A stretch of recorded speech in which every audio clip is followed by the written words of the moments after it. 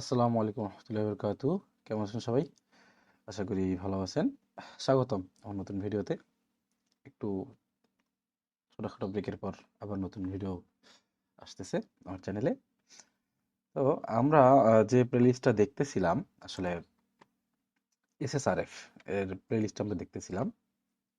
তো আজকেও আমরা এই প্লেলিস্টটাই মূলত করব। এসএসআরএফ প্লেলিস্টেরই অন্য একটা ভিডিও আমরা দেখবো আজকে। আসলে অ্যাকাউন্টে লগ ইন করে নিই।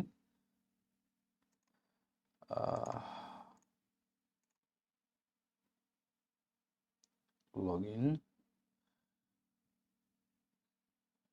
ওকে,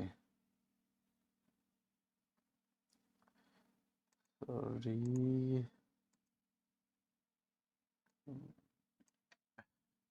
তো ল্যাব,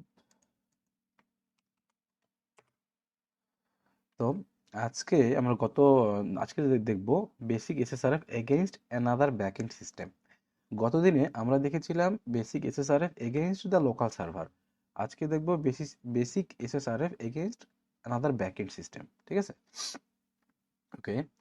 তো প্রথমে ঢুকি আর বার্ব সুইটটা আমি রাখি। তো আগে ল্যাবের ডেসক্রিপশন বক্সটা পড়ে নেই। This lab has, okay, this lab has a stock check feature which fetches data from an internal system. To solve, the lab use a stock check functionality to scan internal 192.168.0.x range for an admin interface on port 8080. Then use it to delete the user Carlos. হ্যাঁ, তার মানে আমাদেরকে ল্যাবের access নেওয়ার পরে check feature ফাংশনালিটিকে আমাদেরকে একটু test করে দেখতে হবে। সরি, একটু অসুস্থ তো।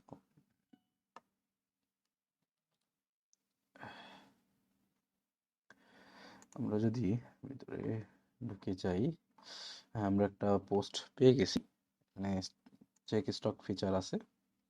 ওকে, তো প্রক্সিতেই, সরি,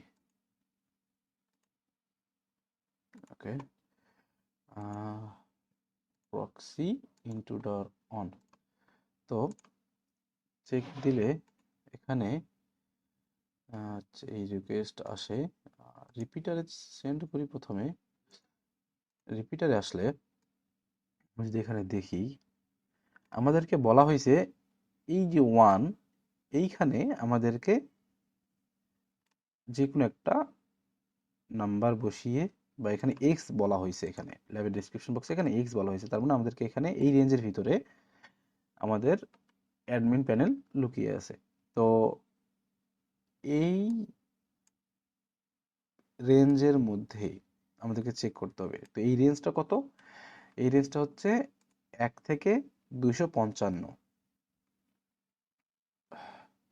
রেঞ্জটা হচ্ছে আমাদের 1 থেকে 255।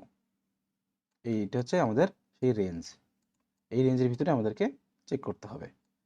ওকে, তো যেহেতু আমাদেরকে এই রেঞ্জের ভিতরে চেক করতে হবে, তো আমাদেরকে এটাকে ব্রুট ফোর্স করতে হবে আর কি।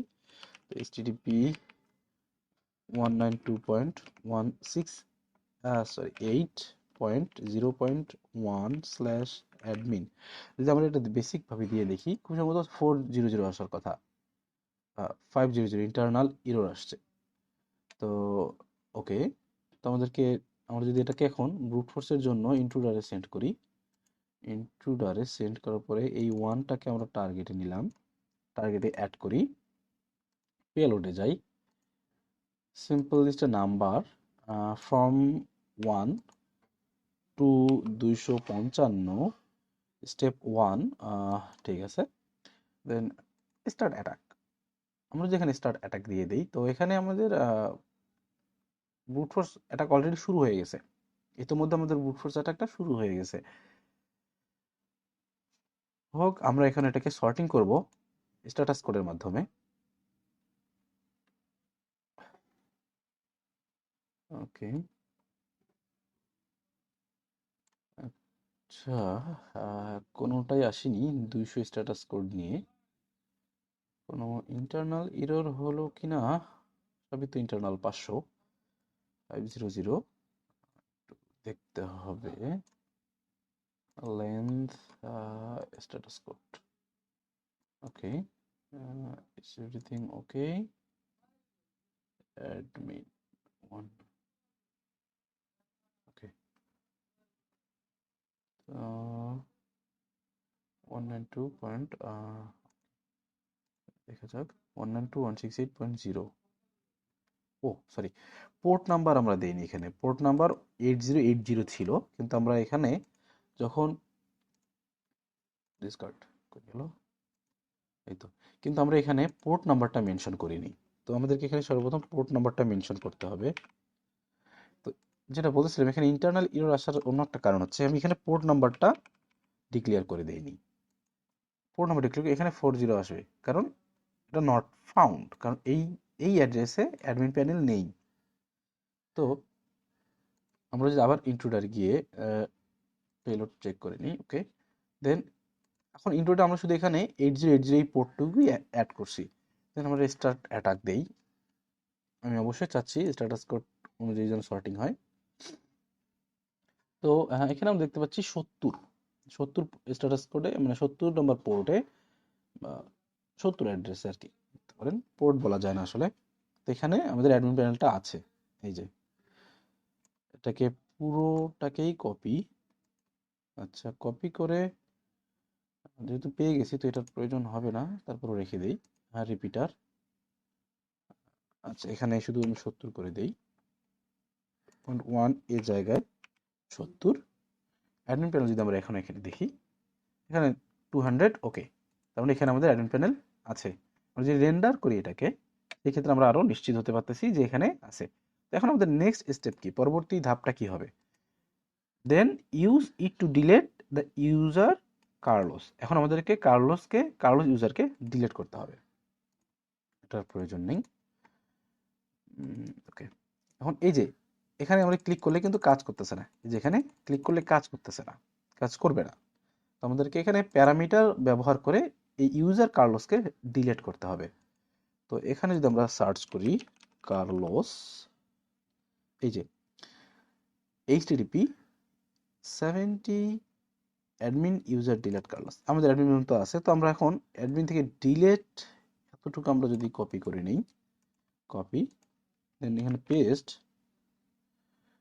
তো send 302 not found, follow redirection।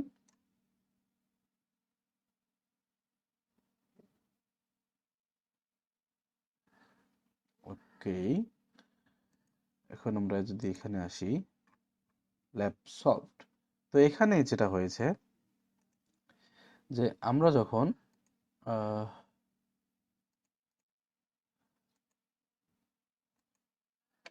যখন এখানে আমাদের ইউজারকে ডিলিট করে দেই, তো এই যে কার্লোস ইউজারকে যখন আমরা ডিলিট করে দেই, তখন সে পুরো রিডিরেক্ট হয়ে অন্য একটা পেজে চলে গেছে, ঠিক আছে।